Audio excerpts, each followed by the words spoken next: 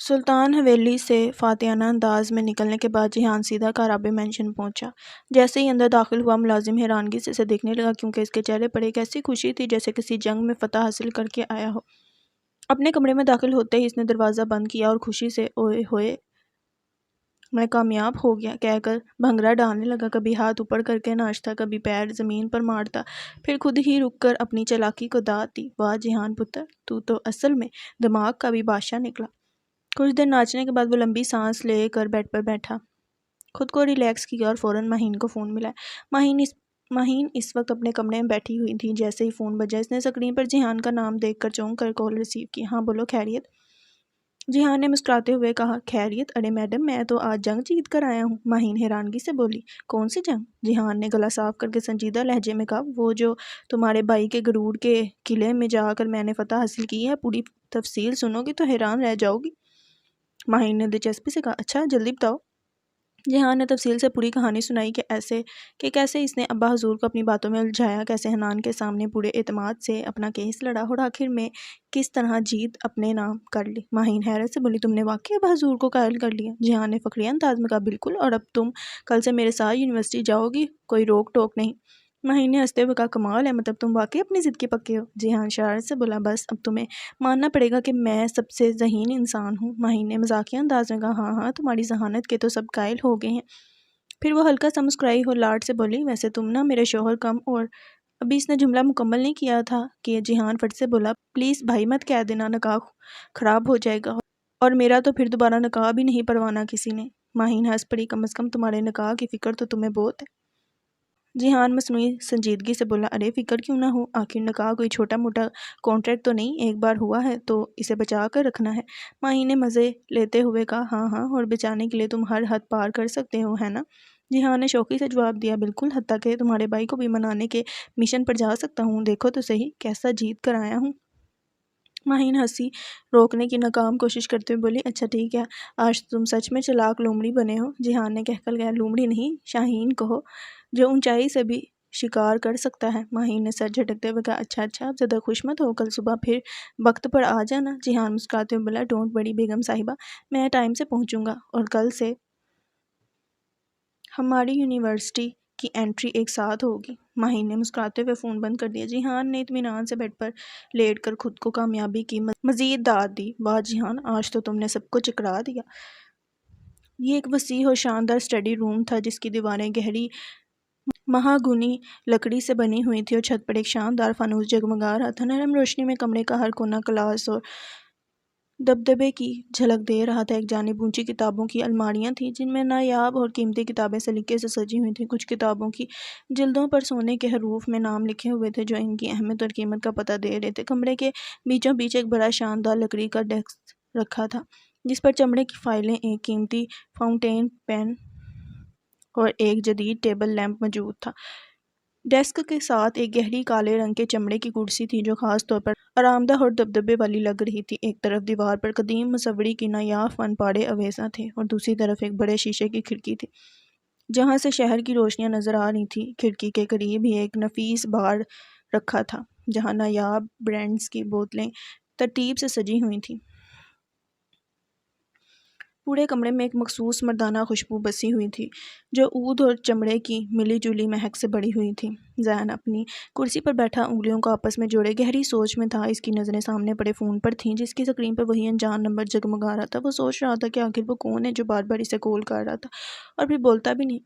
اسی لمحے دروازے پر ہلکی سی دستک ہوئی۔ آ جاؤ، زین نے نظریں ہٹائے بغیر کہا۔ ہیری اندر آیا۔ اس کے ہاتھ میں ایک چھوٹا سا نوٹ پیڈ تھا۔ سر، میں نے معلوم کر لیا۔ زین نے ایک نظر ہیری پر ڈالی اور سیدھا ہو کر بیٹھ گیا۔ یہ نمبر ایک لڑکی کے نام پر رجسٹرڈ ہے، زینب نام ہے اس کا۔ ہیری نے معلومات فراہم کی۔ زین نے آنکھیں تنگ کر لیں جیسے وہ کچھ یاد کرنے کی کوشش کر رہا ہو۔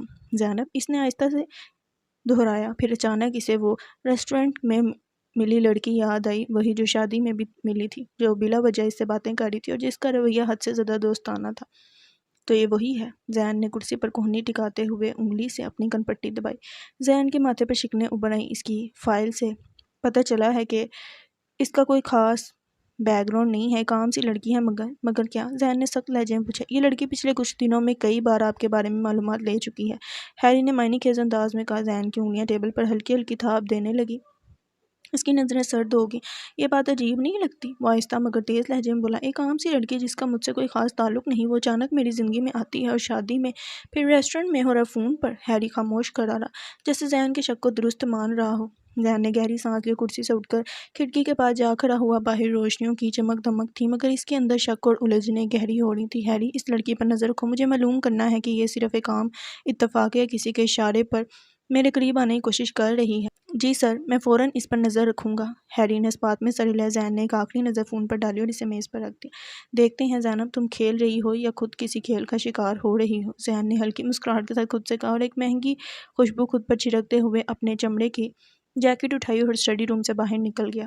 کھیل، اتفاق نہیں، محبت نہیں تو پھر بربادی، اور محبت میں ملی بربادی کہیں کا نہیں چھوڑتی، اللہ رحم کرے گا۔ بے شک، مگر محبت نہیں، محبت، ہاں محبت۔ رات کے سیاہ پردے نے آسمان کو اپنی آغوش میں لے رکھا تھا۔ پورا سلطان حویلی گہری خاموشی میں ڈوبا ہوا تھا۔ کہیں دور سے جھینگروں کی ہلکی ہلکی آوازیں آ رہی تھیں، جیسے رات کی تنہائی میں کوئی راز سرگوشیاں کر رہا ہو۔ چاندنی حویلی کے باغ میں رکھی روشیوں پر اپنا نرم لمس چھوڑ رہی تھی، اور اس کی چمک کھڑکی سے اندر آ کر مریم کے کمرے میں ہلکی روشنی بکھیر رہی تھی۔ باران آہستہ سے مریم کے کمرے کی کھڑکی سے اندر داخل ہوا، اتنی مہارت سے جیسے یہ اس کے روز کا معمول ہو۔ کمرے میں ہلکی سی خوشبو پھیلی ہوئی تھی، شاید وہی جو ہمیشہ مریم کے ارد گرد بسی رہتی تھی، چنبیلی اور ہلکی سی چاکلیٹ کی مہک۔ وہ آہستہ سے آگے بڑھا، شاید سائڈ ٹیبل پر رکھی نیلی ڈائری کو دیکھا اور دھیرے سے واپس رکھ دی۔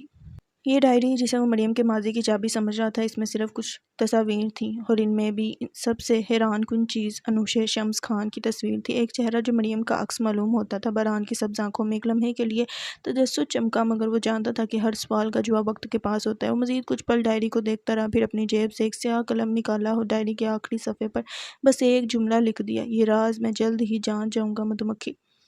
پھر وہ مریم کے قریب آیا، بیڈ کے کنارے بیٹھا اور حسب عادت اس کے بالوں میں انگلیاں چلانے لگا۔ نرم ریشمی سیاہ بال اس کی انگلیوں کے لمس سے ہلکے ہلکے سرک رہے تھے، جیسے مریم کے خوابوں میں کوئی پرسکون ساز بج رہا ہو۔ مریم نے نیند میں ایک ہلکی سی سانس لی، جیسے اس کے لمس کو پہچان رہی ہو، جیسے وہ اس کے بغیر رات مکمل نہیں کر پاتی ہو۔ اس کے چہرے پر جو تھکن تھی وہ لمحہ بہ لمحہ ختم ہونے لگی۔ باران کو ہمیشہ یہی سکون محسوس ہوتا تھا جب وہ اسے یوں دیکھتا تھا، جب وہ اس کے پاس ہوتا تھا۔ باران نے اس کے چہرے کو غور سے دیکھا، جیسے ہر نقش کو اپنی نظروں میں محفوظ کر رہا ہو، وہی نرم رخسار، وہی نازک ناک، وہی خاموش لب، اور وہی آنکھیں جو بند ہوتے ہوئے بھی اس کی روح میں جھانکنے کی طاقت رکھتی تھی۔ اس نے آہستہ سے اپنی انگلیاں اس کے چہرے پر پھیرنی شروع کیں، جب بہت نرمی سے، جیسے وہ کسی خواب کو چھو رہا ہو، جیسے وہ اس پل کو ہمیشہ کے لیے قید کرنا چاہتا ہو۔ پھر وہ جھکا اور بہت آہستہ سے اس کی بند آنکھوں پر اپنے لب رکھ دیے۔ ایک پل کے لیے وقت تھم گیا، جیسے رات کی خاموشی نے خود کو اس لمحے کے لیے روک لیا ہو۔ باران کافی دیر تک وہیں بیٹھا رہا، اسے دیکھتا رہا، اس کی سانسوں کی روانی کو محسوس کرتا رہا۔ جیسے ہی اسے لگا کہ مریم مکمل نیند میں جا چکی ہے، وہ نرمی سے اٹھا، آخری بار اس کے چہرے کو دیکھا اور دھیرے سے کمرے سے باہر نکل گیا۔ رات اپنی آخری سانسیں لے رہی تھی، چاند آسمان پر اب بھی جگمگا رہا تھا، مگر اس کی روشنی مدھم پڑنے لگی تھی۔ مشرق کی طرف ہلکی ہلکی سفیدی نمودار ہونے لگی تھی، جیسے رات نے دن کے لیے جگہ چھوڑنے کا فیصلہ کر لیا ہو۔ ہوا میں ہلکی سی کھنکی گل رہی تھی، جیسے رات کے رات اپنے پڑوں میں سمٹ کر روشنی کی آمد کا استقبال کر رہی ہوں۔ باران خاموشی سے چلتا ہوا اپنی دنیا میں گم تھا، مگر اس کے ہونٹوں پر ایک ہلکی سی مسکراہٹ تھی، وہ مسکراہٹ جو کسی گہرے راز کی قریب پہنچنے والے شخص کے چہرے پر آتی ہے۔ صبح کی ہلکی نرم روشنی ہر طرف پھیلی ہوئی تھی، سڑکوں پر شور واضح تھا، اور پرندوں کی چہچہاٹ اس شور میں کہیں دب رہی تھی۔ ٹھنڈی ہوا کے ہلکے جھونکے فضا کو خوشگوار بنا رہے تھے۔ ہیر نے اپنی چادر کو درست کیا اور مصطفیٰ کا ہاتھ تھام کر باہر نکلی۔ مصطفیٰ کی ضد تھی کہ وہ باہر جا کر کچھ دیر چہل قدمی کرے، اور چونکہ فرحان پہلے ہی دفتر جا چکا تھا، ہیر نے سوچا کہ مختصر سا چکر لگا لینے میں کوئی حرج نہیں۔ مصطفیٰ خوشی سے اچھلتا کودتا چل رہا تھا، جب اچانک ایک کالا ڈالا قریب آ کر رکا۔ ہیر کے قدم وہیں جم گئے۔ گاڑی کا شیشہ نیچے ہوا اور اندر بیٹھے شخص کو دیکھ کر اس کے چہرے کا رنگ اڑ گیا۔ ولید رنداوا، وہی سخت چہرہ، وہی تیز نگاہیں اور وہی رعب دار انداز۔ ہیر نے فوراً پیچھے ہٹنے کی کوشش کی، مگر اس سے پہلے کہ وہ کچھ کر پاتی، ولید کے آدمیوں نے اسے چاروں طرف سے گھیر لیا۔ مصطفیٰ نے خوفزدہ ہو کر اس کی چادر کو مضبوطی سے پکڑ لیا۔ تمہیں کیا لگا ہیر، تم کسی بھی ایرے گہرے سے نگاہ کر کے اپنے بھائی کو لے کر چھپ جاؤ گی اور میں تمہیں چھوڑ دوں گا؟ ولید کی آواز زہر میں بھیجی ہوئی تھی۔ ہیر نے اپنے لب سختی سے بھینچ لیے، اس کا دل تیزی سے دھڑکنے لگا۔ وہ جانتی تھی کہ ولید آسانی سے پیچھے ہٹنے والا نہیں تھا۔ ٹھیک اسی لمحے قریب ہی زینب ایک کتابوں کی دکان پر کچھ ضروری سامان خرید رہی تھی۔ اس نے ہلکی نظر ارد گرد دوڑائی تو اسے کچھ غیر معمولی محسوس ہوا۔ جب غور کیا تو حیران رہ گئی، یہ تو ہیر ہے۔ زینب نے جلدی سے دکاندار کو کہا، بس 1 منٹ میں ابھی آتی ہوں، اور تیزی سے اس طرف بڑھی جہاں ہیر کو ولید کے آدمیوں نے گھیر رکھا تھا۔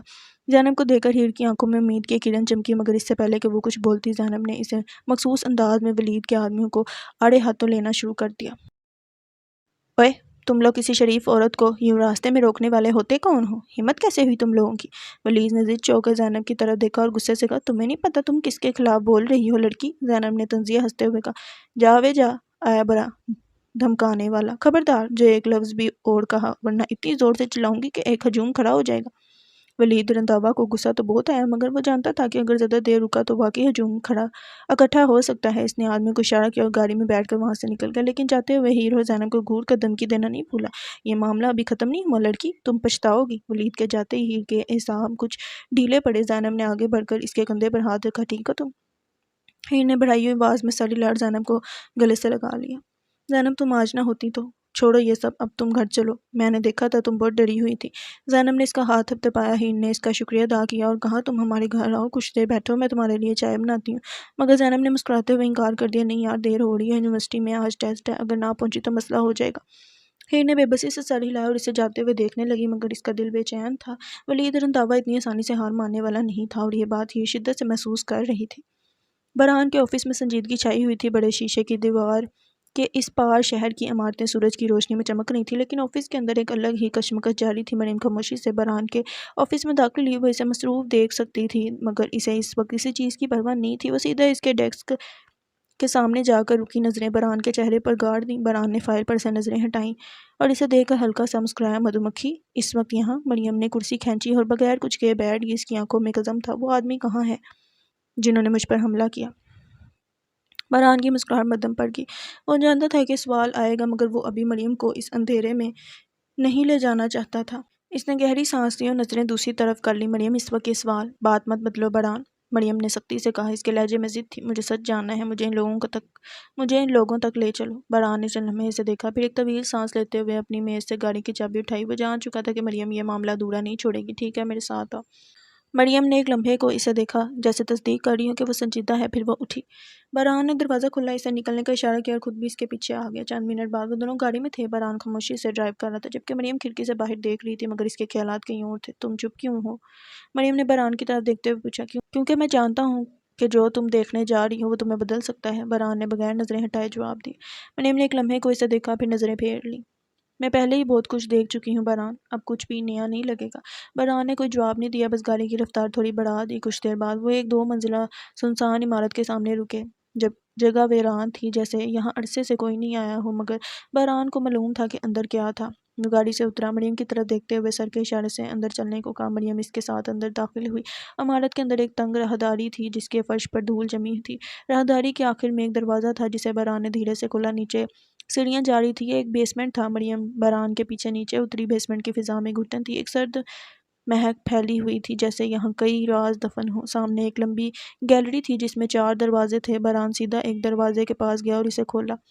اندر ایک کرسی تھی اور کرسی پر ایک آدمی بے ہوشی کی حالت میں بندھا ہوا تھا۔ مریم نے ایک نظر اس آدمی کو دیکھا، پھر برہان کی طرف پلٹی۔ یہ تو ایک ہے، باقی 4 کہاں ہیں؟ برہان خاموش رہا۔ برہان جواب دو۔ مریم کا لہجہ سخت ہو گیا۔ برہان نے گہری سانس لی، فی الحال تمہیں صرف اسی سے بات کرنی ہے۔ مریم کی نظریں چمکی۔ اس نے کمرے میں چاروں طرف نظر دوڑائی، وہاں کئی تیز دھار اوزار رکھے تھے، تشدد کے اوزار۔ اس کے ہونٹوں پر ایک عجیب سی مسکراہٹ ابھری۔ وہ آگے بڑھی، ایک اوزار اٹھایا اور اس آدمی کے سامنے جا کر کھڑی ہو گئی۔ برہان نے حیرانگی سے دیکھا، مریم تم کیا کر رہی ہو؟ مریم نے ایک نظر برہان پر ڈالی، پھر پاس کھڑے ایک شخص کو اشارہ کیا، اسے ہوش میں لاؤ۔ اس شخص نے ایک بالٹی میں بڑا ٹھنڈا پانی اس آدمی پر ڈیل دیا۔ وہ ہڑبڑا کر ہوش میں آیا، تیز سانسیں لینے لگا۔ مریم جھکی، اس کی آنکھوں میں جھانکتے ہوئے بولی، مجھے بتاؤ، تمہیں کس نے کہا تھا کہ مجھ پر حملہ کرو؟ آدمی نے نظریں چرائیں، مجھے کچھ نہیں معلوم۔ مریم نے انگلی میں موجود دھات کے چمڑے کو مضبوطی سے پکڑا اور آہستہ آہستہ آدمی کے ہاتھ کے قریب لے گئی۔ دوبارہ سوچ لو۔ آدمی کی سانسیں تیز ہوں گی۔ برہان پیچھے کھڑا خاموشی سے یہ سب دیکھ رہا تھا۔ وہ کبھی سوچ بھی نہیں سکتا تھا کہ مریم اتنی بھی شفاق ہو سکتی ہے۔ مریم نے آہستہ سے آدمی کے ناخن پر چمٹا رکھا اور ایک جھٹکے سے کھینچ دیا۔ آدمی کی چیخ پورے کمرے میں گونج گئی۔ برہان کی آنکھوں میں حیرت تھی، مگر وہ کچھ نہیں بولا۔ اب بھی نہیں بتاؤ گے؟ مریم نے سرد لہجے میں کہا۔ آدمی کی آنکھوں میں درد تھا مگر وہ پھر بھی خاموش رہا۔ مریم نے دوسرا ناخن پکڑا۔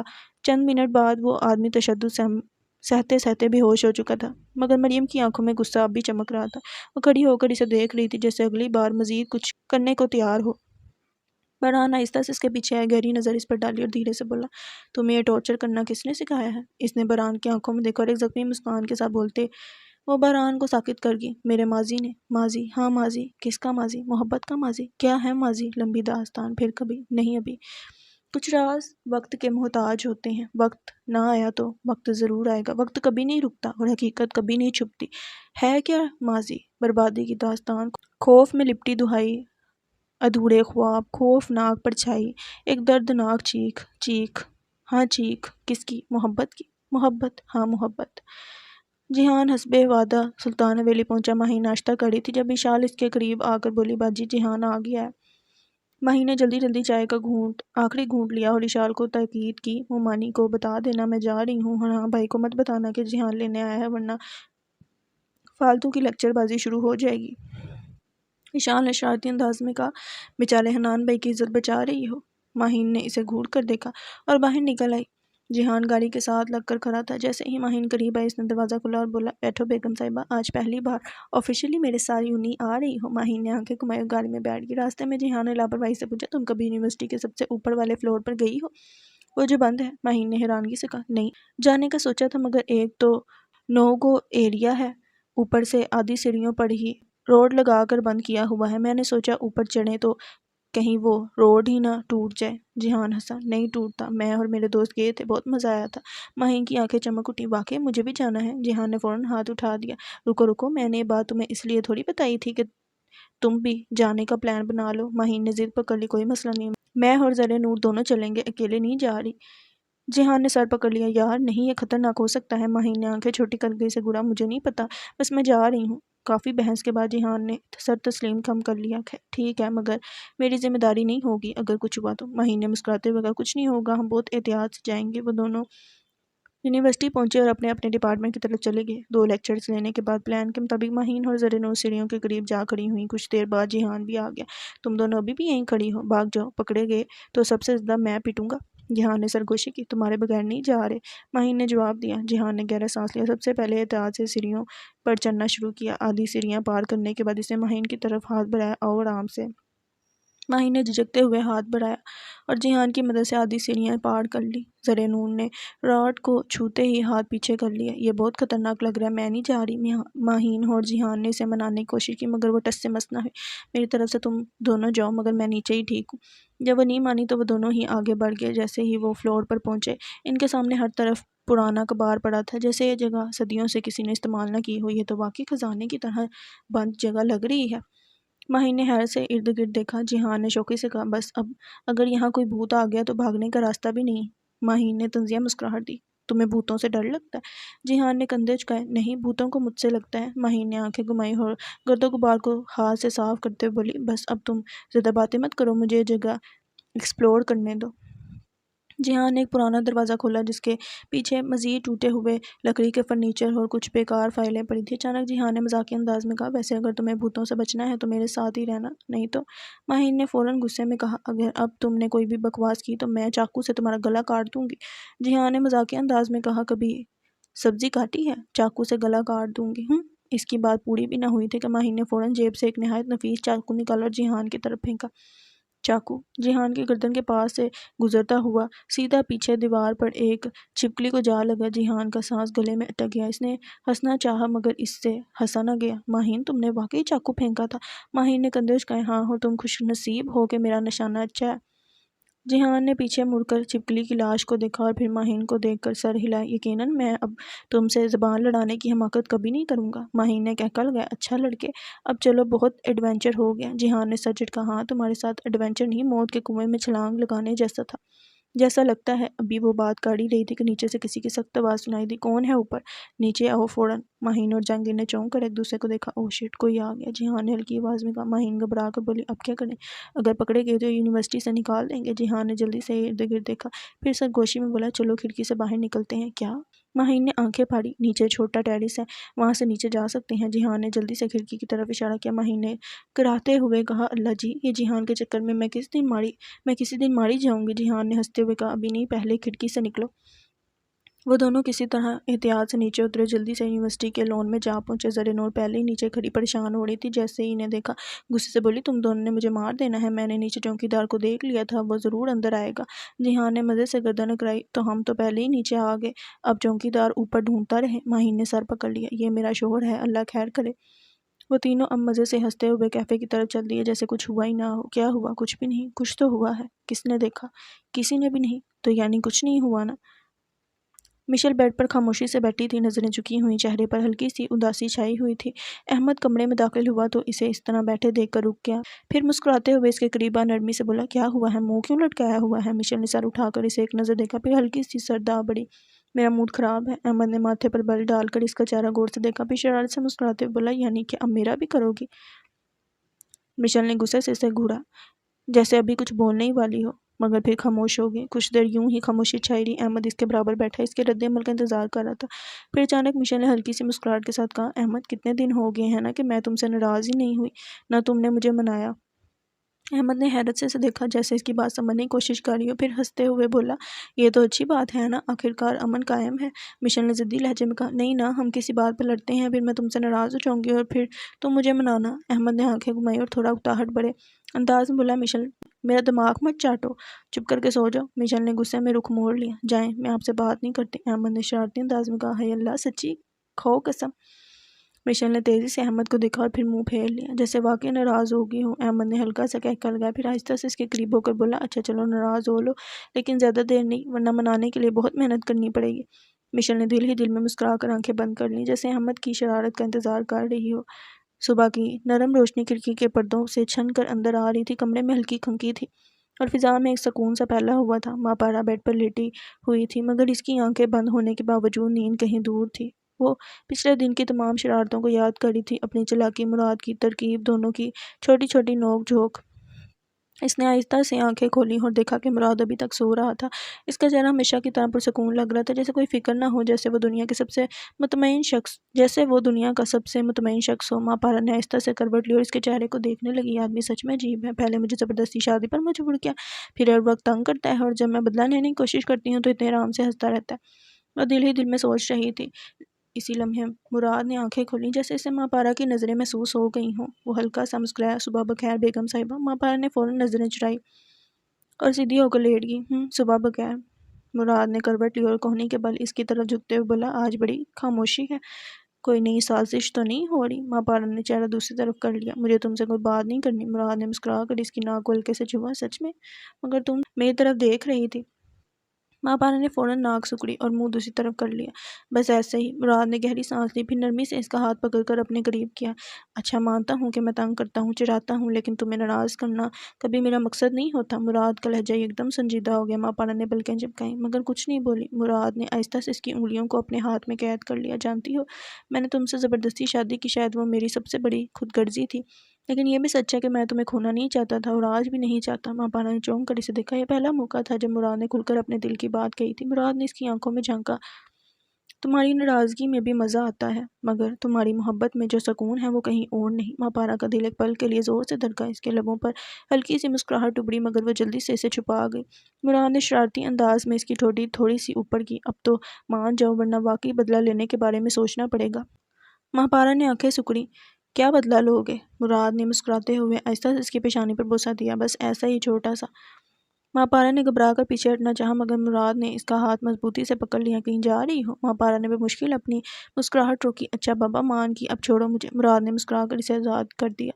देखो, सुलह में ही बरकत है। माँ पारा ने शरारत से इसे घूरा। यह तो वक्त बताएगा कि यह सुलह कितनी देर तक चलती है। मुराद ने कहकर लगाया, चैलेंज कबूल है। माँ पारा ने हंसते हुए तकिया उठाया, मुराद की तरफ उछाल दिया, और यूं इनके दरमियान नाराज़गी की दीवार मुकम्मल तौर पर घिर गई। यूनिवर्सिटी का दिन खत्म हो चुका था, सूरज ढलने को था। जिहान अपनी गाड़ी के पास खड़ा बेचैनी से माहीन का इंतजार कर रहा था, जो हमेशा की तरह जाने कहाँ गायब हो गई थी। वो बार बार घड़ी देख रहा था कि अचानक माहीन अपने मखसूस लापरवाह चाल में चलती हुई आई। कितना इंतजार करवाओगी? जिहान ने दरवाज़ा खोलते हुए शिकवा किया। माहीन ने मस्कीन सी शक्ल बनाई। लड़कियों को तैयार होने में वक्त लगता है, جہان نے گاڑی سٹارٹ کرتے ہوئے تنزیہ مسکراہٹ کے ساتھ کہا، تیار ہونے میں تم تو ویسی کی ویسی ہو، کوئی خاص فرق نہیں پڑا۔ ماہین نے گھور کر اسے دیکھا، میں نے لپسٹک لگائی تھی۔ جہان نے سر جھٹکا، اچھا کون سی؟ ماہین نے فخریہ کہا، نیوڈ پنک۔ جہان نے ہنستے ہوئے کہا، لگ تو ایسا رہا ہے جیسے کھانے کے بعد ہونٹ صاف نہیں کیے۔ ماہین نے غصے سے پانی کی بوتل نکالی اور جہان کی طرف جھٹکا، تم سے بات کرنا ہی فضول ہے۔ جہان نے زور سے کہکا لگایا، بس اب ناراض مت ہونا، کل بائیک بھی تو لینی ہے تم نے۔ ماہین نے فوراً تاثرات بدلے، ہاں ہاں بالکل بھی ناراض نہیں۔ گاڑی آہستہ آہستہ سڑک پر رواں دواں تھی، کچھ دیر دونوں خاموش رہے، پھر ماہین کھڑکی سے باہر دیکھتے ہوئے بولی، پتہ ہے میں ہمیشہ سوچتی تھی کہ نکاح کے بعد زندگی بدل جائے گی، لیکن دیکھو میں ویسی کی ویسی ہوں۔ جہان نے ایک نظر اس پر ڈالی، ہاں کیونکہ تم بدلی ہی نہیں، ویسی ہی ضدی، وہی ڈرامے، وہی حرکتیں۔ ماہین نے آنکھیں گھمائی، تمہیں مسئلہ کیا ہے؟ جہان نے مسکراتے ہوئے کہا، مسئلہ یہ ہے کہ میں تمہیں برداشت کرتے کرتے تھک گیا ہوں۔ ماہین نے مصنوعی افسوس سے کہا، اوہو بیچارہ، میں تو سوچ رہی تھی کہ تم مجھ سے محبت کرتے ہو۔ جہان نے فٹ سے کہا، ہاں محبت کرتا ہوں، لیکن اپنی جان سے زیادہ کرتا ہوں، اور تمہاری حرکتیں میری جان پر بنی رہتی ہیں۔ ماہین نے ہنستے ہوئے کہا، تم بہت ڈرامے باز ہو جہان۔ جہان نے کندھے اٹھائے، ڈرامے تو تمہارے سامنے کچھ بھی نہیں۔ ماہین نے کہکا لگایا، گاڑی کے ڈیش بورڈ سے چاکلیٹ نکال کر کھولتے ہوئے بولی، چلو اب اتنا بکواس کر لیا، یہ کھاؤ اور چپ رہو، کیا یاد کرو گے کہ کس صابر سے پالا پڑا تھا۔ جہان نے اس کی بات پر مسکراہٹ دبائی، کچھ دیر بعد ماہین مسکرا کے بولی، ویسے تم جانتی ہو اللہ نے کہا ہے کہ صبر کرنے والی عورت دنیا کے ہر کونے میں ملے گی۔ جہان نے شریر مسکراہٹ کے ساتھ گاڑی کی رفتار بڑھاتے ہوئے کہا، اسی لیے اللہ نے دنیا گول بنا دی، ڈھونڈتے رہو کونا۔ ماہین نے حیرت سے اسے گھورا، پھر زور سے اس کے بازو پر مکہ مارا، بدتمیز، ایک دن میری زبان کھل گئی نا تو تمہیں رونے کا موقع بھی نہیں ملے گا۔ جہان نے درد سہتے ہوئے کہا، اللہ نہ کرے تمہاری زبان کھلی اور میں فوراً ملک سے باہر بھاگ جاؤں گا۔ ماہین نے ہنستے ہوئے کہا، بھاگنے کا کوئی فائدہ نہیں، میں پیچھے پیچھے پہنچ جاؤں گی۔ جہان نے سر جھٹکتے ہوئے گاڑی سلطان حویلی کے دروازے پر روکی، آ گئی تمہاری منزل، جاؤ اب جا کر کسی اور کو تنگ کرو۔ ماہین دروازہ کھول کر باہر نکلتے ہوئے بولی، کل بائیک لینا مت بھولنا۔ جہان نے مسکراتے ہوئے ہاتھ ہلایا، ہاں ہاں یاد ہے، صبح ہی وصیت لکھ دوں گا۔ ماہین نے ایک بار پھر گھور کر دیکھا اور پھر مسکراتے ہوئے اندر چلی گئی، جبکہ جہان اسے جاتے دیکھ کر مسکراتے ہوئے گاڑی آگے بڑھا لے گیا۔ شام ڈھل چکی تھی، باہر ہلکی ہلکی ٹھنڈی ہوا چل رہی تھی جو کھڑکی کے پردوں کو آہستہ آہستہ ہلا رہی تھی۔ گھر میں ایک خاموشی سی تھی، بس کہیں دور سے کسی برتن کے کھڑکنے کی آواز آ رہی تھی۔ حاتم اور دائن رات کے کھانے کے بعد اپنے کمرے میں تھے۔ حاتم صوفے پر ٹیک لگائے بیٹھا تھا، اس کے ہاتھ میں موبائل تھا، مگر نظر دائن پر تھی جو بیڈ پر الٹی لیٹی اپنے فون میں مگن تھی۔ اس کی نظریں اسکرین پر جمی تھیں اور وہ وقتاً فوقتاً مسکرا رہی تھی جیسے کوئی مزے کی بات پڑھ رہی ہو۔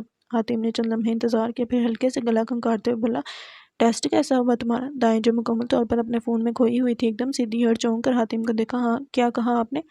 حاتم نے آنکھیں چھوٹی کرتے ہوئے اسے گھورا، ٹیسٹ کیسا ہوا؟ یا پھر تم بھول ہی گئی ہو کہ آج تمہارا کوئی ٹیسٹ بھی تھا؟ او ہاں، دائن نے فوراً سر اس بات میں ہلایا، اچھا ہو گیا تھا واقعی؟ حاتم نے ایک منہ اچکائی، جیسے یقین نہ آیا ہو۔ ہاں نا، دائن نے مصنوعی اعتماد سے کہا، ویسے بھی میں نے کل اتنی محنت کی تھی۔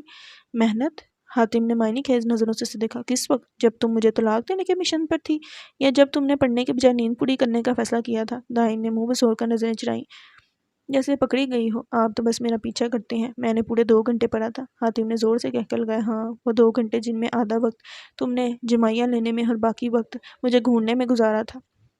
حاتم، دائن نے ناراض ہو کر کشن اٹھایا اور اس پر پھینک دیا۔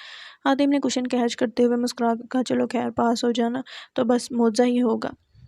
بہت غلط بندے سے شادی کر لی میں نے۔ آپ کو تو اپنی بیوی کی کامیابی پر خوش ہونا چاہیے۔ بیوی اگر کامیاب ہو تو خوشی ہوتی ہے، نکمی ہو تو فکر۔ آپ حد سے زیادہ تنگ کرتے ہیں۔ دائن نے کھپکی سے کہا اور دوبارہ فون اٹھا لیا۔ کمرے میں کچھ لمحے خاموشی چھائی رہی۔ حاتم نے غور سے اسے دیکھا، پھر سنجیدہ لہجے میں کہا، اچھا مجھے کچھ دنوں کے لیے کسی کام سے شہر سے باہر جانا ہے، تم پیچھے باقاعدگی سے یونیورسٹی جاؤ گی، سمجھی؟ دائن جو فون میں مگن تھی ایک دم سیدھی ہو کر بیٹھی اور حیرانگی سے حاتم کو دیکھا، کیا کہاں جا رہی ہیں آپ اور کیوں؟ بس ضروری کام ہے اور زیادہ سوال مت کرو، کتنے دنوں کے لیے جا رہی ہیں؟ شاید 5 یا 6 دن لگ جائیں۔ حاتم نے لاپرواہی سے کہا، دائن کے چہرے کے رنگ بدلے، یہ تو بہت زیادہ ہے۔ وہ کھپکی سے بولی، تو کام کے بغیر گزارا کیسے ہوگا؟ پر میں بھی آپ کے ساتھ چلوں گی۔ وہ جلدی سے بولی جیسے اس کا فیصلہ پہلے ہی طے ہو۔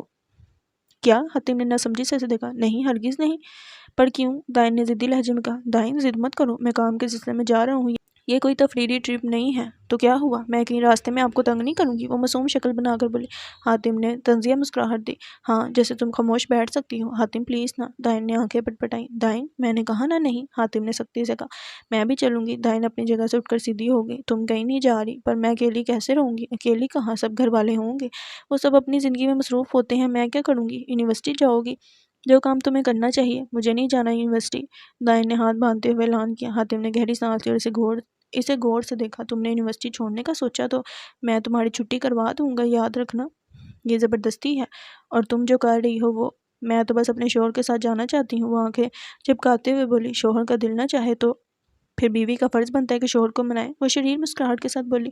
حاتم نے ایک نظر اس کے معصوم مگر ضدی چہرے پر ڈالی، پھر ہنسی ضبط کرتے ہوئے بولا۔ تم دنیا کی سب سے ضدی لڑکی ہو دائن، اور آپ دنیا کے سب سے ضدی شوہر۔ یہ ضد نہیں سمجھداری ہے۔ مجھے تو نہیں لگتا تمہیں کبھی کچھ سمجھ آتا بھی ہے۔ آپ مجھے کم عقل کہہ رہے ہیں؟ میں نے کہا۔ حاتم نے معنی خیز مسکراہٹ کے ساتھ پوچھا۔ باتیں تو ویسے ہی کر رہے ہیں، دائن منہ پھیلا کر بولی۔ اچھا بس فضول بحث نہیں، میں جا رہا ہوں، تم کہیں نہیں جا رہی، حاتم نے حتمی لہجے میں کہا۔ دائن نے ناک چڑھائی، پھر اپنی جگہ سے اٹھ کر بیڈ پر جا گئی۔ میں دیکھتی ہوں آپ کے بغیر یہ 6 دن کیسے گزاروں گی، وہ روحان سی ہو کر بولی۔ حاتم نے اسے پیار بھری نظروں سے دیکھا، پھر آگے بڑھ کر اس کے بالوں میں ہاتھ پھیرا۔ بہت آرام سے گزار لوگی، مجھے معلوم ہے، وہ مسکرا کر بولا۔ دیکھتے ہیں، دائن نے منہ بسور کر کہا، جبکہ حاتم دل میں سوچ رہا تھا کہ یہ 6 دن در حقیقت اس کے لیے بھی مشکل ہونے والے تھے۔ کمرے میں ہلکی روشنی جل رہی تھی، باہر خاموشی تھی، بس گھڑی کی ٹک ٹک اور کبھی کبھار ہلکی ہوا کی سرسراہٹ سنائی دے رہی تھی۔ حنان بیڈ پر لیٹا تھا، ہاتھ میں موبائل تھا جسے دیکھتے دیکھتے وہ نیند کی وادی میں جا چکا تھا۔ اس کا موبائل سینے پر رکھا تھا اور سانسوں کی ہلکی آواز کمرے میں گونج رہی تھی۔ دوسری طرف زمرد اپنے مخصوص انداز میں بیڈ کے کنارے بیٹھی ناول پڑھنے میں غرق تھی۔ اس کی دنیا اس وقت ناول کے کرداروں میں قید تھی، مگر اچانک اس کی نظر بیڈ سائڈ ٹیبل پر پڑی، جہاں وہ گلابی کارٹون سٹیکرز رکھے تھے جو کل اس نے ضد کر کے خریدے تھے۔ اس کی آنکھوں میں شرارت کی چمک آئی، پھر آہستہ سے نظریں سوئے ہوئے حنان پر ڈالیں جو گہری نیند میں تھا۔ معصوم سا لگ رہا تھا، مگر زمرد کے دماغ میں کچھ اور ہی چل رہا تھا۔ اس نے دھیرے سے سٹیکرز اٹھائے اور دبے پاؤں حنان کے قریب جا بیٹھی نرمی سے پہلا سٹیکر اس کے ماتھے پر چپکایا، پھر ایک گال پر، پھر دوسرا گال، پھر اس کے بازو، ہاتھ، گردن، حتیٰ کہ ناک پر بھی ایک چھوٹا سا سٹیکر چپکا دیا۔ زمرد دل ہی دل میں کہکے لگا رہی تھی، مگر اپنے لبوں پر ہاتھ رکھ کر خود کو قابو میں رکھا۔ جیسے جیسے وہ سٹیکر چپکا رہی تھی، حنان کے چہرے پر کبھی ہلکی سی خفگی تو کبھی بے چینی کے آثار نمودار ہوتے۔ آخرکار سٹیکرز کی بھرپور بھرمار کے بعد حنان کی نیند میں خلل پڑا۔ اس نے بے چینی سے آنکھیں کھولی، مگر جیسے ہی اس کا ہاتھ ہلنے لگا، زمرد فوراً بولی۔ خبردار ہلیے گا مت، اگر آپ ہلے تو میں ناراض ہو جاؤں گی۔ حنان نے دھیرے سے اسے دیکھا، پھر اپنی حالت کا جائزہ لیا۔ جیسے ہی اس نے اپنے ہاتھ پر ایک چمکدار کارٹون سٹیکر دیکھا، اس کی بھویں تن کی، پھر گردن موڑ کر دیکھا تو اس کا پورا جسم سٹیکر سے بھرا تھا۔ زمرد یہ کیا تماشا ہے؟ حنان نے بے یقینی سے کہا۔ زمرد مزے سے بولی۔ بس ذرا آپ پر آرٹ کرنے کا دل چاہا تھا، آپ اچھے لگ رہے ہیں، جیسے کوئی سٹیکر بک ہو۔ حنان نے بے بسی سے لمبی سانس لی، پھر آنکھیں بند کر لیں۔ میری زندگی واقعی کسی بچے کے ساتھ گزر رہی ہے، زمرد نے کہکا لگایا، پھر شرارت سے پوچھا۔ اچھا لگ رہا ہے نا؟ حنان نے ہلکی سی مسکراہٹ کے ساتھ کہا۔ بہت زیادہ۔ صبح اٹھ کر آفس بھی اسی حالت میں جاؤں گا، کیا خیال ہے؟ زمرد نے شرارتی انداز میں کہا۔ بالکل، پھر سب کہیں گے دیکھو حنان کے کپڑوں کے ساتھ ساتھ اس کی بیوی کا دل بھی کتنا رنگین ہے۔ حنان نے ہنستے ہوئے سر جھٹکا، پھر آہستہ سے زمرد کی کلائی پکڑی۔ اب بس کرو اور مجھے ان سٹیکر سے آزاد کرو، ورنہ کیا؟ زمرد نے آنکھیں گھمائی۔ حنان نے مسکراتے ہوئے ایک جھٹکے سے اسے اپنی طرف کھینچا۔ ورنہ تمہیں بھی انہی سٹیکر سے ڈھک دوں گا۔ زمرد کی آنکھیں پھیل گئی۔ نہیں، وہ میرے سٹیکرز ہیں۔ مگر اب دیر ہو چکی تھی۔ حنان نے موقع غنیمت جانا اور ایک سٹیکر اٹھا کر زمرد کی پیشانی پر چپکا دیا۔ یہ لو، اب تم بھی آرٹ ورک کا حصہ بن گئی۔ کمرے میں ہنسی گونجنے لگی اور زمرد اپنی قسمت کو کوستی مگر دل ہی دل میں خوش ہوتی حنان کے ساتھ مزید سٹیکرز کی جنگ میں کود گئی۔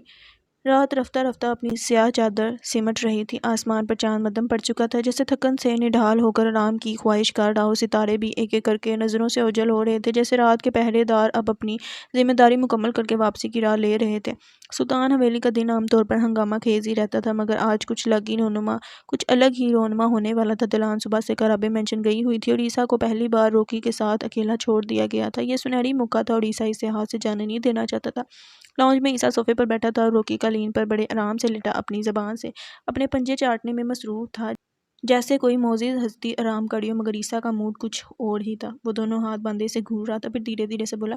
اوئے روکی، آخر تو نے کون سے جنم میں میرے ساتھ کوئی ظلم کیا تھا جو اللہ نے تجھے میری बीवी की गोद में डाल दिया। रोकी ने नज़र उठाकर इसे ऐसे देखा जैसे कह रहा हो तुम्हारी किस्मत खराब है भाई। ईसा ने अफसोस से सर हिलाया। देख बेटा, अब वक्त बदलने वाला है। मैंने तेरे साथ जो करना है वो सुनकर तेरा नन्हा सा दिल दहल जाएगा। इतने में दरवाजे पर आहट हुई। ज़ैनब अंदर दाखिल हुई। इसकी नज़रें फ़ौरन रोकी पर पड़ी और वो खुशी से उछली। ओ माय गॉड ईसा भाई, ये दलान का पपी है ना? ईसा ने इस बात में सर हिलाया। हाँ यही है जो मेरी शादीशुदा ज़िंदगी में सबसे बड़ी रुकावट बना हुआ है। ज़ैनब ने खुशी से रोकी को गोद में ले लिया। कितना प्यारा है, काश मेरे पास भी ऐसा होता। हो सकता है, ईसा ने चमकती आंखों से कहा, जैसे अचानक कोई ज़बरदस्त कारोबारी मौका मिल गया हो। ज़ैनब हैरानगी से बोली, क्या मतलब? ईसा ने कंधे झुकाए। देखो तुम्हें पसंद है और दुल्हन इसे निकालने के चक्रों में है। ज़ैनब की आंखें फैल की। वाकई? मगर इतना प्यारा है, वो क्यों निकालेगी? ईसा ने संजीदगी से कहा, देखो मैं तो मदद कर रहा हूँ, तुम रख लो, तुम्हें वैसे भी पसंद है।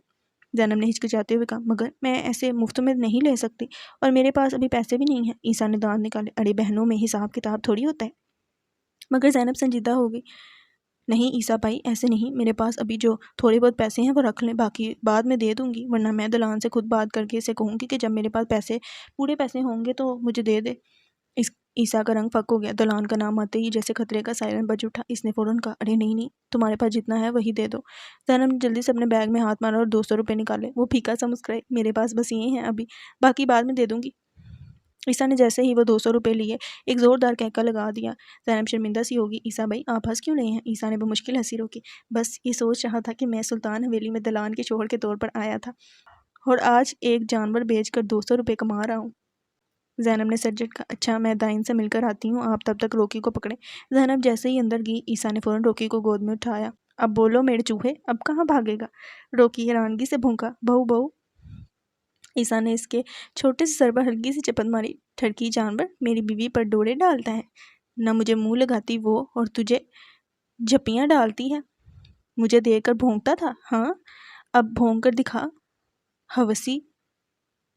रोकी ने जैसे समझ लिया कि हालात ख़राब है, इसे फ़ौरन ज़बान बाहर निकाली और मासूमियत से ईसा को देखने लगा जैसे कह रहा हो गलती होगी भाई, माफ़ कर दो। ईसा ने फ़खरी अंदाज में सर हिलाया। चल अब आखिरी सलाम कर ले इस घर को, क्योंकि आज से तुम ज़ैनब के होगे। ईसा ने जब रोकी को नीचे रखा तो वो सीधा दरवाजे की तरफ भागा, जैसे जानता हो कि इसकी किस्मत का फैसला हो चुका है। ज़ैनब ने मुलाजमा से दाइन के कमरे का पूछा और कमरे के दरवाजे के पास जाकर रुक गई। हातिम इस वक्त तकरीबन तैयार कर रहा था, इसे घर से जल्दी निकलना था, जबकि दाइन सोफे पर मुंह फुलाकर बैठी थी। 9 बजे तुम्हारा टेस्ट है, पता है ना तुम्हें? हातिम ने आखिरी बार खुद को आईने में देखते हुए पूछा तो दाइन ने रुख मोड़ लिया। हातिम इसकी इस हरकत पर गहरा मुस्कुराया था। हातिम ड्रेसिंग रूम की जानिब बढ़ा। अपना सामान उठाने के लिए दरवाजे पर दस्तक हुई। दाइन उठी और दरवाजे की तरफ बढ़ी। कौन?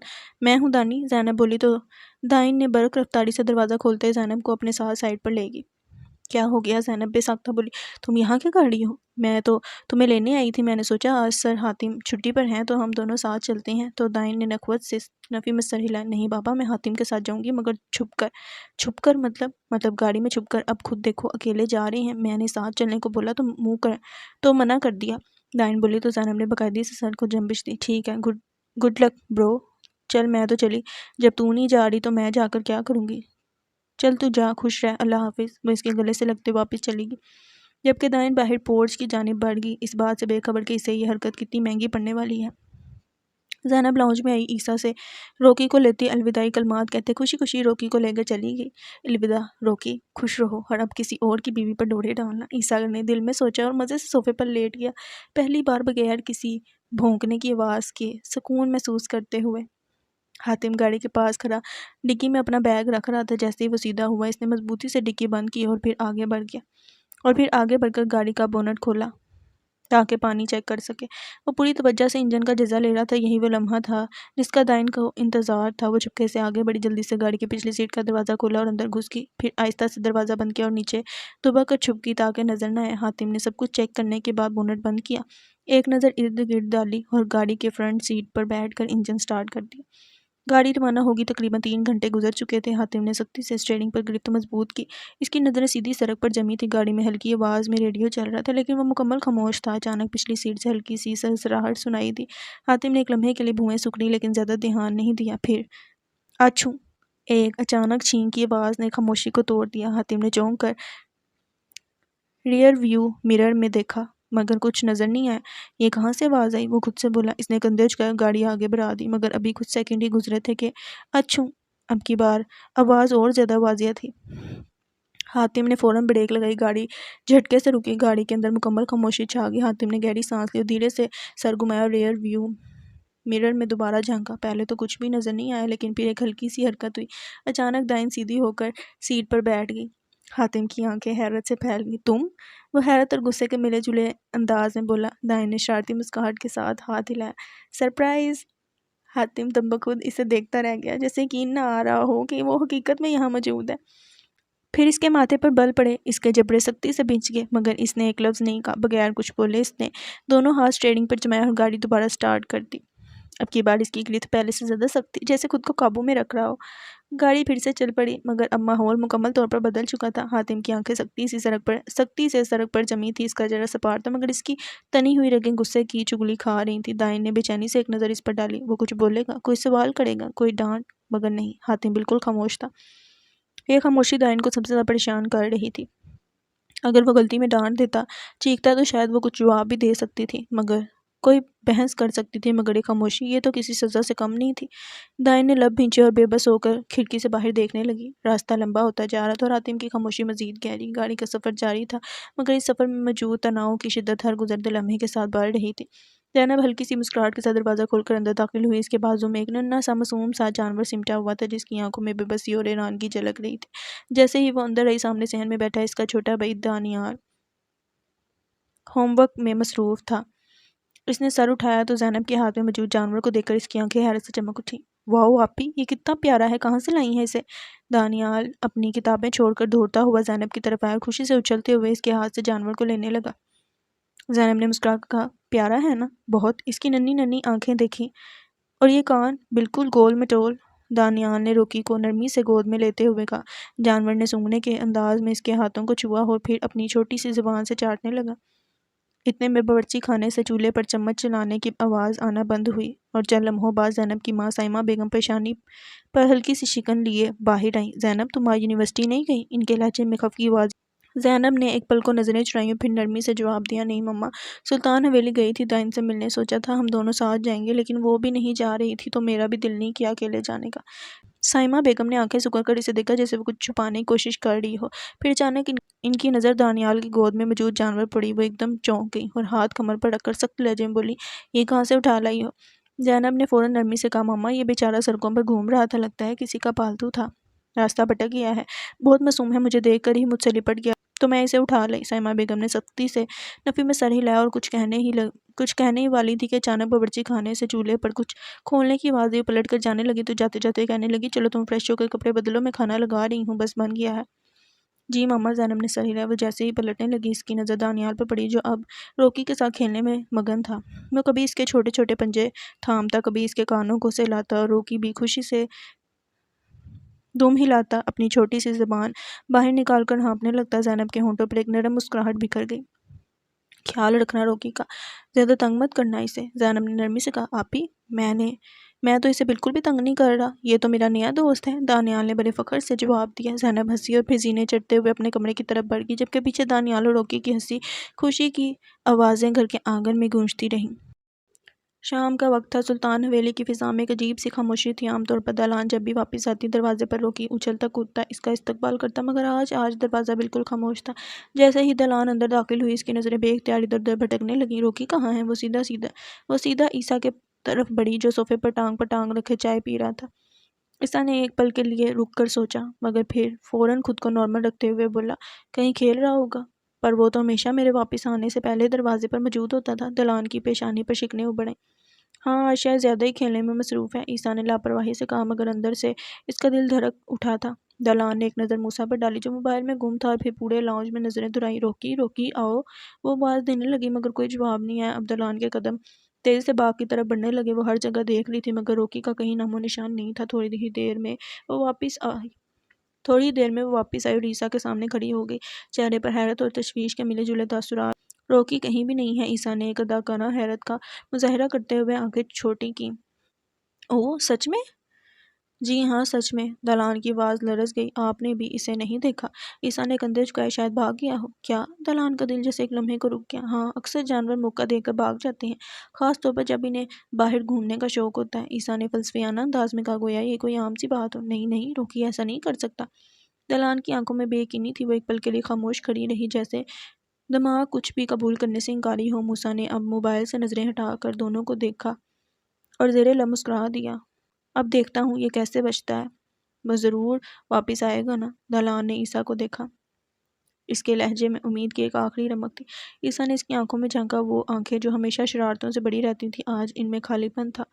ہاں شاید، یا پھر ہو سکتا ہے کسی نے اسے اٹھا لیا ہو۔ عیسیٰ نے جان بوجھ کر نظریں چرائیں۔ نہیں، دلان نے سر جھٹک دیا، وہ ضرور آئے گا، وہ مجھے چھوڑ کر نہیں جا سکتا۔ عیسیٰ نے گہری سانس لی۔ دلان، کبھی کبھی چیزیں ہمارے اختیار میں نہیں ہوتیں۔ دلان خاموش ہو گئی، آنکھوں میں اداسی واضح تھی، مگر اس نے کوئی الزام نہیں لگایا، کوئی غصہ نہیں دلایا۔ وہ بس ایک لمحے کے لیے خاموشی سے کھڑی رہی، جیسے کسی اندرونی جنگ میں الجھی ہو۔ پھر ہلکی آواز میں بولی، اگر واپس نہ آیا تو؟ عیسیٰ نے نرمی سے کہا، پھر تمہیں اس کی یادوں کے ساتھ آگے بڑھنا ہوگا۔ دلان نے آنسوں سے بڑی آنکھیں رگڑیں اور آہستہ سے سر ہلایا، ایک نم سی مسکراہٹ لبوں پر آئی، جیسے خود کو تسلی دے رہی ہو۔ ہاں شاید تم ٹھیک کہتے ہو۔ عیسیٰ نے دل میں خود کو شاباش دی، واؤ بچ گیا۔ دلان خاموشی سے سیڑھیوں کی طرف بڑھ گئی۔ عیسیٰ نے اسے جاتے ہوئے دیکھا اور ایک لمحے کے لیے دل میں عجیب سا احساس جگا۔ وہ جانتا تھا کہ دلان کو روکی سے محبت تھی، اور آج وہ ایک گہرے سکون اور خاموش افسوس کے درمیان کہیں کھڑی تھی۔ یہ لڑکی غصہ نہیں کرتی، چیختی نہیں، مگر اندر سے تکلیف سہ جاتی ہے، عیسیٰ نے دل میں سوچا، اور عجیب سا بوجھ محسوس کیا۔ عیسیٰ نے ایک لمبی سانس لی اور دل میں سوچا، پتہ نہیں کیوں آج روکی کے جانے پر میں نے جیت کر بھی ہار جانے جیسا محسوس کیا ہے۔ رات کے سائے گہرے ہو چکے تھے، سڑک ویران تھی، ہوائیں سنسان راہوں میں سرگوشیاں کر رہی تھیں۔ حاتم کی گاڑی ایک گیسٹ ہاؤس کے سامنے آ کر رکی تھی، بریک کی چرچراہٹ رات کی خاموشی میں گونجی۔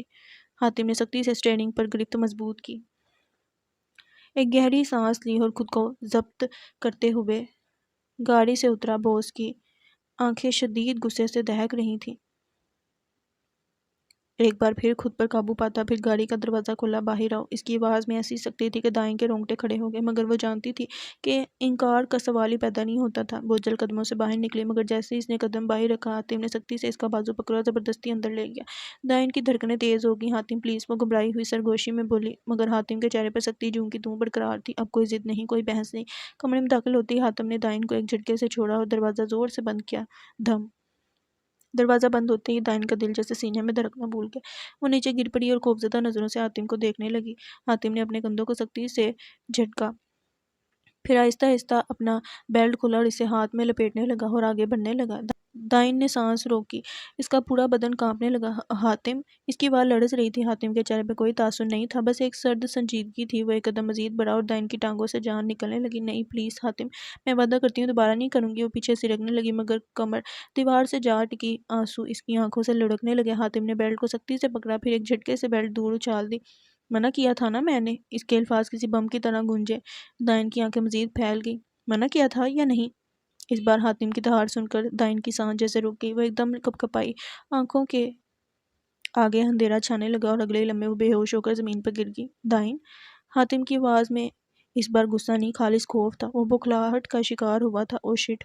وہ بوکھلا کر تیزی سے آگے بڑھا، گھٹنوں کے بل بیٹھتے اس نے فوراً دائیں کو اپنی گود میں اٹھایا۔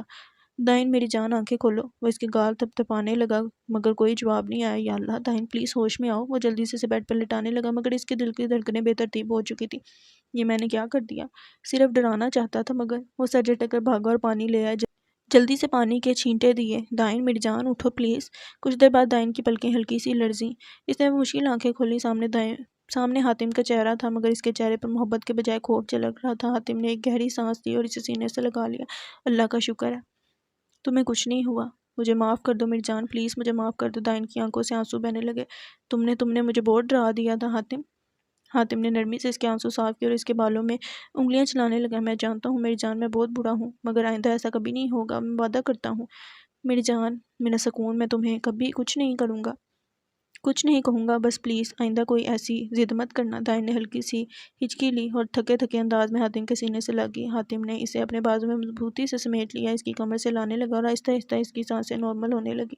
وہ اس کے بالوں کو چومتا رہا، نرمی سے اس کا ماتھا چھوتا رہا، جب تک کہ وہ مکمل طور پر سکون میں نہ آ گئی۔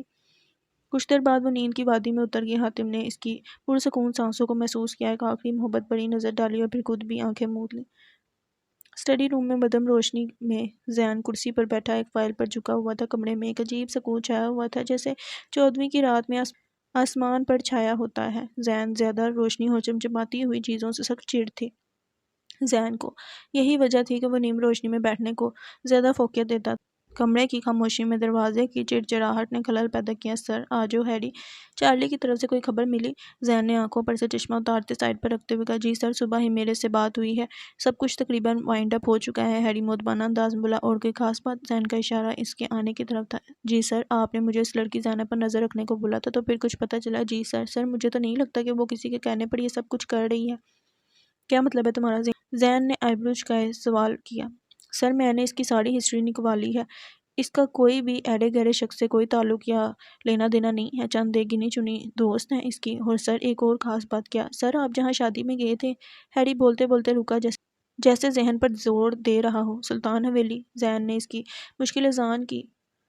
جی سر، وہ کسی حاتم سلطان کی مسز کی دوست ہیں، دونوں یونیورسٹی میں ایک ساتھ پڑھتی ہیں، اور غالباً یہی حاتم ان کا پروفیسر بھی ہے۔ زین کے ہونٹ او کی صورت میں ڈھلے۔ تم دائن کا رابطے کی بات کر رہے ہو؟ زین نے سوچتے ہوئے سوال کیا۔ جی، شاید یہی نام تھا سر، ہیری بولا۔ تو اس کا کیا مقصد ہو سکتا ہے؟ زین پرسوچ لہجے میں بولا۔ سر، ہو سکتا ہے وہ آپ میں انٹرسٹڈ ہو۔ ہیری مسکراہٹ دبائے بولا، شٹ اپ۔ زین چڑ کر بولا، سوری سر۔ سر، ایک اور بات۔ پھوٹو۔ زین ہنوز چڑ کر بولا، سر، آپ نے مجھے فرحان شمس خان پر نظر رکھنے کو بولا تھا، جو سر آپ کے کزن ہیں۔ ہاں، آگے بھی پھوٹ لو۔ زین زچ ہوا۔ سر، ہمارے آدمیوں سے خبر ملی ہے کہ اس کی مسز کو آج کچھ آدمیوں نے گھیرا تھا، جسے بچانے والی بھی وہی لڑکی زینب ہی تھی۔ زین نے چونک کر اس کی طرف دیکھا۔ بچایا مطلب؟ سر، ماشاءاللہ سے کافی خوش اخلاق عورت ہے وہ۔ اس آدمی کو شاید اپنی ریپوٹیشن زیادہ عزیز تھی، جو کہ وہ لڑکی ایک پل میں خراب کر سکتی تھی، تو اس نے وہاں سے جانا ہی بہتر سمجھا۔ ہیری نے لب دباتے ہوئے کہا کہ زین کے چہرے پر ایک مسکراہٹ نمودار ہوئی۔ اس ایک پل کو اسے وہ کیب ڈرائیور والا منظر یاد آیا۔ کون تھا وہ آدمی؟ سر، جہاں تک مجھے معلوم ہوا ہے، جس کے وہ آدمی تھے، وہ ولید رنداوا تھا۔ ولید رنداوا؟ زین ناسمجھی سے بولا۔ سر، کوئی گھنٹا موالی سا ہے، سروسز سے پتہ چلا ہے کہ کچھ عرصے میں یہ شخص سیاست میں قدم رکھنے والا ہے۔ یہی تو مسئلہ ہے پاکستان کا، جس گنڈے موالی کا داؤ لگے منہ اٹھا کر سیاست میں آ جاتا ہے۔ زین نے سر جھٹکتے ہوئے بولا۔ سر، پھر اب کیا کرنا ہے اس لڑکی کا؟ سر، میرا نہیں خیال کہ وہ آپ کے خلاف کسی بھی کارروائی میں انوالوڈ ہے، میرا خیال ہے کہ اس کا پیچھا ترک کر دینا چاہیے۔ ہیری نے صلاح دی۔ نہیں، ابھی بھی نظر رکھو اس پر۔ زین کو سوچتے ہوئے بولا۔ جی سر، جیسا آپ کے۔ ہیری کہتے مڑنے لگا کہ زین نے پھر اسے آواز دی، ایسا کرو کہ اس کے پاس کچھ آدمی تعینات کر دو اور ایک ایک پل کی رپورٹ لو۔ زین بولا تو ہیری نے سر اس بات میں ہلایا۔ ہیری کے جاتے ہی زین نے اپنا سر کرسی کی پشت سے ٹکا دیا اور ایک گہری سانس لیتے آنکھیں زور سے بند کرتے کھولی۔ مجھ سے محبت کر کے تمہیں کچھ نہیں ملے گا زینب، روک لو خود کو، برباد ہو جاؤ گی۔ زین خود کلامی کرتے ہوئے بولا۔ اس بات سے انجان کے بربادی تو پہلے ہی اس کا راستہ دیکھ چکی ہے۔ 2 دن بعد فضا میں غیر معمولی خاموشی تھی، ایسی خاموشی تو دل میں بے چینی پیدا کر دے، نہ ہوا کے جھونکے، نہ پتوں کی سسراہٹ، نہ پرندوں کی آوازیں، جیسے فطرت نے سانس لینا چھوڑ دیا ہو۔ آسمان پر گہرے بادل دبے پاؤں چھا رہے تھے، اور دور کہیں بجلی کی مدھم سی چمک لمحہ بھر کے لیے اندھیرے کو چیر کر گزر جاتی۔ ماحول میں ایک بے نام سا خوف تھا، جیسے کوئی اندھے خطرے کی آہٹ سنائی دے رہی ہو۔ یہ وہ خاموشی تھی جو طوفان سے پہلے آتی ہے، وہ لمحہ جب کائنات ایک پل کو ٹھہر جاتی ہے، جیسے کسی زبردست اغیانی کے استقبال کے لیے خود کو سنبھال رہی ہو۔ سب لوگ اپنی اپنی زندگیوں میں خوش و خرم تھے، مگر یہ خوشیاں زیادہ دن کے لیے نہ تھی۔ آج موسم میں عجیب سی بے چینی تھی، ایک عجیب سا احساس جو دل کو بھلا معلوم نہ ہوتا تھا۔ صبح کی دھوپ چھن کرتی اس گیسٹ ہاؤس میں پڑ رہی تھی۔ ان دونوں کو یہاں آئے ہوئے تیسرا حاتم کو ایک ضروری کام پڑ گیا تھا، جس کی وجہ سے اسے مزید رکنا پڑا تھا۔ حاتم دائن سے ناراض ہوا کہ اس کے اتنے دن ضائع ہو گئے، مگر پرواہ کس کو تھی؟ دائن کو۔ مذاق ہے کیا؟ دائن مزے سے حاتم کے سینے پر سر رکھے سوئی ہوئی تھی۔ وہ ایسے ہی کرتی تھی، جب حاتم گہری نیند میں چلا جاتا تو وہ روز اس کے سینے پر سر رکھ کر سو جاتی۔ حاتم اس بات سے بخوبی واقف تھا، مگر خاموش تھا۔ اس کی ابھی آنکھ کھلی تھی، وہ کچھ دیر یوں ہی آنکھیں کھولے لیٹی رہی، مگر پھر گردن اٹھا کر حاتم کو دیکھا تو چونک اٹھی۔ خون! حاتم کی ناک سے خون بہہ رہا تھا، جبکہ وہ بے خبر سو رہا تھا۔ حاتم آنکھیں کھولیں۔ حاتم تھوڑا سا کسمسایا اور آنکھیں کھولیں۔ کیا ہوا ہے دائن؟ حاتم خمار بڑی آواز میں بولا، آپ کی ناک سے خون بہہ رہا ہے۔ اس کی آواز پر حاتم نے اپنی ناک کے نیچے ہاتھ رکھا تو اس کی انگلیاں خون آلود ہو گئیں۔ وہ جلدی سے اٹھا اور باتھ روم کی جانب بھاگا۔ دائن بھی اس کے ساتھ اٹھی اور باتھ روم کی جانب بڑھی، مگر حاتم نے اندر سے دروازہ بند کر دیا تھا۔ حاتم، کیا ہوا ہے آپ کو؟ دروازہ کھولیں۔ وہ زور زور سے دروازہ بجاتے ہوئے بولی، مگر اندر سے کوئی آواز نہ آئی۔ اندر حاتم پانی کے نیچے اپنا سر لے کر کھڑا تھا۔ اسے اب یاد آیا تھا کہ پچھلے 2 دن سے کام کی مصروفیت کی وجہ سے وہ دوائی لینے میں کوتاہی کر بیٹھا تھا۔ اس نے خود کو کوسا اور ناک پر ہاتھ رکھا، خون بہنا کافی رک چکا تھا۔ اس نے ایک ٹیشو لیا اور ناک کے نیچے رکھا اور ٹاول اٹھاتے بال خشک کرنے لگا۔ کچھ دیر بعد وہ واش روم سے باہر نکلا تو دائن بھاگ کر اس کے پاس آئی۔ حاتم، کیا ہوا ہے؟ خون کیوں نکل رہا ہے؟ وہ دائن نے معصومیت اور فکر مندی سے پوچھا۔ کچھ نہیں ہوا دائن، نصیر پھٹ گئی ہے اور کچھ نہیں۔ حاتم اس کے سوال کو سرے سے نظر انداز کر گیا۔ حاتم آپ مجھ سے کچھ چھپا رہے ہیں نا؟ دائن بولی تو حاتم نے نفی میں سر ہلایا۔ نہیں ایسی کوئی بات نہیں ہے۔ وہ دراز سے دوائیاں نکالتے ہوئے بولا، یہ آپ کس چیز کی میڈیسن لے رہے ہیں بتائیں نا؟ دائن نے پھر سوال کیا، دائن کیا تم چپ نہیں ہو سکتی؟ حاتم کی آواز حد درجہ اونچی ہوئی تھی کہ دائن ایک پل کو سہم گئی تھی۔ حاتم نے خود کو قابو کیا اور دائن کا چہرہ ہاتھوں کے پیالے میں بڑھتے نرمی سے بولا، میری جان پلیز ابھی مجھ سے کوئی سوال مت کرو، کچھ نہیں ہوا ہے، تم پریشان مت ہو۔ وہ نہایت نرمی اور محبت سے بولا کہ دائن ناچار چپ ہوئی۔ حاتم نے اپنی دوائی لی اور کمرے سے باہر نکل گیا۔ پیچھے دائن پریشان حالت میں وہیں بیٹھ گئی۔